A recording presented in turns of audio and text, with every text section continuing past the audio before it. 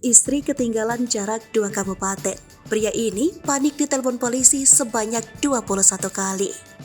Seorang pria sempat membuat heboh lantaran panik saat mudik.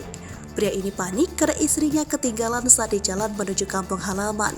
Pria ini mudik ke Pepalang dan baru sadar istrinya hilang tidak ada di batas motor, ternyata tertinggal di Brebes. Pria ini tanpa sadar ketinggalan istrinya hingga lewati perjalanan 2 kabupaten jaraknya. Diketahui kejadiannya Minggu 16 April 2023 malam. Ketika itu Kapolsek Wanasari, Ibtu Triyono Raharjo, selaku Padal Wilayah Wanasari, Jalingkot Brebes menerima laporan adanya seorang ibu muda yang terpisah dari anak dan suaminya saat mudik. Kejadian berawal saat ibu muda tersebut berboncengan sepeda motor dengan suami dan anaknya. Mudik dari Jakarta tujuan ke arah timur, sesampainya di pertigaan Jalingkot Brebes pada Minggu 16 April 2023 sekitar jam 10 malam. Pemudik motor itu awalnya langsung belok kiri keluar dari jalur Pantura, kemudian sekitar jarak 200 meter suaminya merasa salah jalan sehingga berhenti sebentar.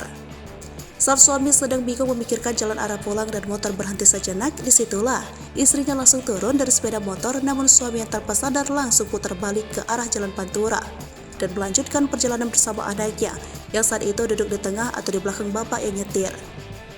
Hingga perjalanan sudah sampai di perbatasan Pepalang masuk Kabupaten Pekalongan, si suami pun berhenti saat anaknya bertanya pada bapaknya, "Ibu mana, Pak?"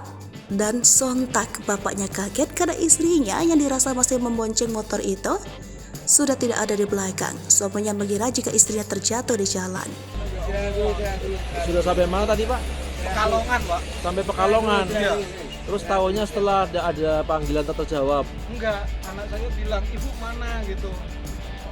Enggak tuh. Ini ada nggak di belakang? Di belakang dia. Di tengah. Setelah mengecek HP yang disimpan di dalam tas, sang suami tersebut melihat ada panggilan tak terjawab sebanyak 21 kali dari nomor tak dikenal yang ternyata merupakan nomor dari Kepolisian Daerah Brebes.